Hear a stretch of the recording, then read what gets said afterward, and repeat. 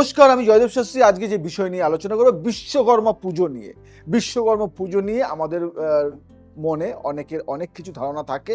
সত্যি, যেখানে কারখানা থাকে, যেখানে শিল্পর কাজ থাকে, সেখানে কিন্তু বিশ্বকর্মা পুজো হয়। আজ আমি এর কাহিনী নিয়ে আলোচনা করব, এর সৃষ্টি নিয়ে আলোচনা করব এবং এর মাহাত্ম্য নিয়ে আমি আলোচনা করব। বিশ্বকর্মা পুজোকে শুধু শিল্পপতিদের বা কারখানার দেবতার আরাধনা হিসেবে দেখা উচিত নয়। এর শেকড় অনেক গভীরে, অনেক গভীরে।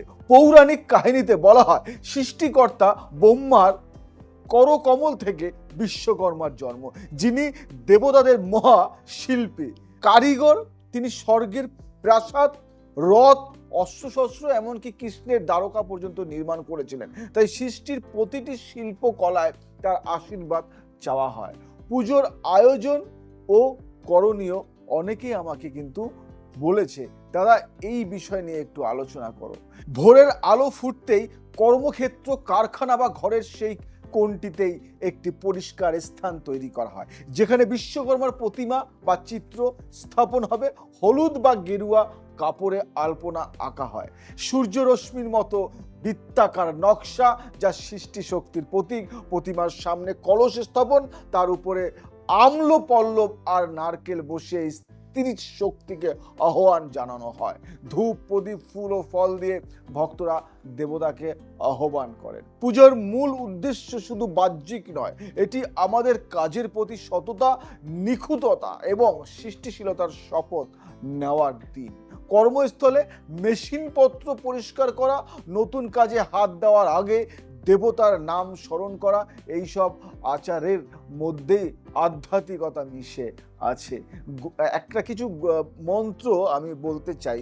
এই মন্ত্রটা বললে হয়তো আর কোনো মন্ত্র বলতে হবে না এই পুজোয়। প্রাচীন সূত্রে বিশ্বকর্মার ধ্যান মন্ত্র পাওয়া যায়, যা সচরাচর প্রচলিত নয়। উচ্চারণ করলে মনের স্থিরতা আসে আর কাজে মনোযোগ বাড়ে। ওং বিশ্বকর্মা নমঃ, সর্বকার্যের সিদ্ধি দেহি, সৃজন শক্তি প্রকাশ মানসে, সর্বমঙ্গল করতি মম কর্মেষু। এই মন্ত্রটা অনেক অনেক শান্তি পাওয়া যায়। ধীরে স্পষ্টভাবে এই মন্ত্রটি 3 বা 5 বার জপ করলে মন প্রস্তুত হয়। একটা ছোট্ট গল্প বলবো আমি এই নিয়ে, ছোট্ট একটা গল্প তোমরা শুনবে। কথিত আছে, এক গ্রাম্য কারিগর প্রতিদিন ভোরে মাটির বাঁশি বাজিয়ে বিশ্বকর্মাকে ডাকতেন। একদিন বাজারে যাওয়ার তাড়াহুড়োয় তিনি পুজো না করে কাজে নেমে পড়েন। সেই দিনই বাঁশি তৈরি করতে গিয়ে তার আঙুল কেটে যায়। বুঝতে পারলে? আঙুলটা কেটে যায়। রক্ত দেখে তিনি স্মরণ করলেন, আজ দেবতার নাম নিতে ভুলে গিয়েছি। পরদিন প্রাতকালে স্নান সেরে বাঁশির সুরে আবার প্রার্থনা করলেন। তখন মনে হলো বাতাস যেন আরো মিষ্টি, হাতের আঙুলে কথা নেই আর বাঁশির সুর এমন মধুর হলো যে গ্রামের মানুষ জড়ো হয়ে প্রশংসা করতে লাগলো। গল্পটি আমাদের মনে করিয়ে দেয়, বিশ্বকর্মা পুজোর আসল অর্থ কেবল মূর্তি পুজো নয়, প্রতিটি সৃষ্টির শুরুতেই সেই সৃষ্টি শক্তিকে কৃতজ্ঞতা স্মরণ করা। আমি কিছু টোটকা বলি তোমাদেরকে, শোনো। আচারমূলক কিছু উপদেশ দেব। যারা কর্মে স্থায়িত্ব চান, তারা পুজোর দিনে একটি ছোট লাল কাপড়ে 5 রকম শস্য, ধান, গম, মুগ, তিল, ছোলা বেঁধে মেশিন বা কাজের টেবিলের উপর রাখতে পারেন। বিশ্বাস আছে এতে উৎপাদনে ধারাবাহিকতা আসে। আবার কারিগরেরা মনে করেন পুজোর সময় যন্ত্রের পাশে প্রদীপের আলো যতক্ষণ জ্বলতে থাকে ততক্ষণ মনে কোনো ভয় বা সংশয় থাকে না। বুঝতে পারলে? জয়দেব শাস্ত্রী যে কথাগুলি বলে, সেই কথাগুলি যদি শুনে চলো, জীবনে কোনো সমস্যা আসবে না।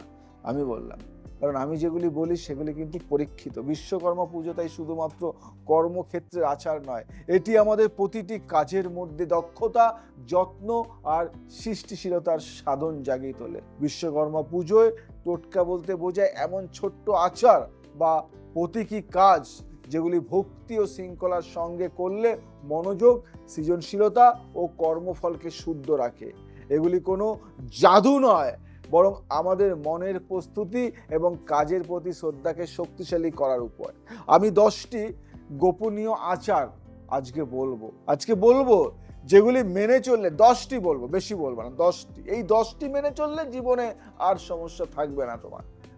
কি বলবো? ভোরের সূর্য দর্শন, এটা মাথায় রাখো। 1 নম্বর, পুজোর দিনে সূর্য ওঠার আগে স্নান সেরে, পুজোর দিনে সূর্য ওঠার আগে স্নান সেরে পূর্ব দিকে দাঁড়িয়ে সূর্যকে প্রণাম করে মনে মনে বলুন, ও আদিত্যায় নমঃ। বিশ্বকর্মার আশীর্বাদে আমার হাত যেন সৃষ্টিতে পারদর্শী হয়, এটি মনকে সতেজ করে আর নতুন শক্তি জাগায়। এটা করো। আর একটা মন্ত্র বলবো, তার আগে টোটকা একটা বলি, যন্ত্র শুদ্ধিকরণ টোটকা। যন্ত্র শুনেছো? আগে শোনো। পুজোর আগে রাতের সমস্ত মেশিন সরঞ্জাম, কলম, রং তুলি, হাতুড়ি, যেটাই কাজে লাগে ভালোভাবে মুছে ধূপের ধোঁয়া দেখিয়ে রাখুন। বিশ্বাস আছে এটি পুরনো জড়তা দূর করে এবং যন্ত্রকে ইতিবাচক শক্তির ধারক করে। দারুণ ফল পাবে। কলসের জলে তুলসী পাতা, এটা একটা টোটকা। পুজোর কলসে পরিষ্কার জল নিয়ে তাতে কয়েকটি তুলসী পাতা দিন। জলটি পুজোর পর যন্ত্রের উপর ছিটিয়ে নিন।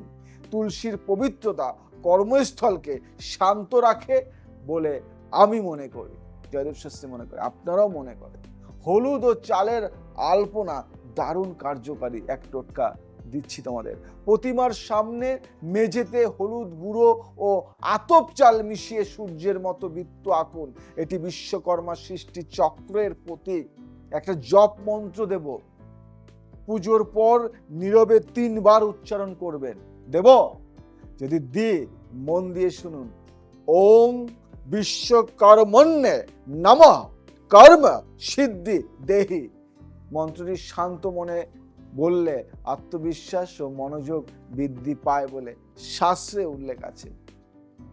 প্রথম কাজের শুরুতে অর্ঘ্য, এটা একটা বিরাট বড় কাজ। পুজো শেষে যখন প্রথম যন্ত্র চালু করবেন বা কাজ ধরবেন, হাতে সামান্য ফুল নিয়ে দেবতার নাম স্মরণ করুন। এটি এক ধরনের মানসিক শপথ, আমি সৎভাবে কাজ করব। লাল কাপড়ের শস্য বাঁধা একটা টোটকা দিচ্ছি। ধান, গম, মুগ, তিল ও ছোলা, এই 5 রকম শস্য একটি ছোট্ট লাল কাপড়ে বেঁধে মেশিনের পাশে রাখলে ঐতিহ্য বলে উৎপাদনে ধারাবাহিকতা আসে। প্রদীপের আলো অবিরাম রাখা, এটাও একটা টোটকা। পুজো শুরু থেকে শেষ অবধি, ভালো করে মনে রাখবে, ভালো করে শুনবে, মন দিয়ে শুনবে। পুজো শুরু থেকে শেষ অবধি একটানা প্রদীপ জ্বালিয়ে রাখলে পরিবেশে ইতিবাচক ভাব সঞ্চারিত হয় এবং মন স্থির থাকে। আর একটা কথা বলি, নতুন প্রকল্পের নাম লেখা। নতুন প্রকল্পে পুজোর দিন কোনো নতুন কাজের নাম বা পরিকল্পনা লিখে বিশ্বকর্মা পায়ের কাছে রেখে দিন। এটি মানসিকভাবে সূচনাকে পবিত্র করে তোলে। সন্ধ্যার প্রার্থনা শুনুন। পুজোর দিন সন্ধ্যাবেলায় কাজের ঘরে ধূপ জ্বালিয়ে দেবতার উদ্দেশ্যে 1 মিনিট ধ্যান করুন। মনে মনে বলুন, তোমার অনুগ্রহে আমার সৃষ্টি সুন্দর হোক, সবার উপকারে লাগুক। ছোট্ট এই কথাটি বললে দারুণ রেজাল্ট পাবে। কাজে মনোসংযোগ বাড়বে, শ্রীবৃদ্ধি হবে এবং তোমার কাজে অন্য কেউ আর মাথা ঘামাতে পারবে না। মনে রাখবেন, এগুলি ঐতিহ্যগত উপদেশ, মানসিক প্রস্তুতি ও শৃঙ্খলা রক্ষার প্রতীক। এগুলির উদ্দেশ্য হলো কাজে মনোযোগী থাকা এবং সৃষ্টিশীলতাকে সম্মান করা। বাস্তবিক ফলাফল পেতে হলে দক্ষতা, সততা ও অধ্যবসায় প্রধান। আজ আসি, আবার আসবো নতুন কিছু নিয়ে। ভালো লাগলে শেয়ার, লাইক, কমেন্টস অবশ্যই করবে। আজকে আসি, ভালো থাকো, সুস্থ থাকো, সবাইকে ভালো রাখো। জয় শ্রী ঠাকুর।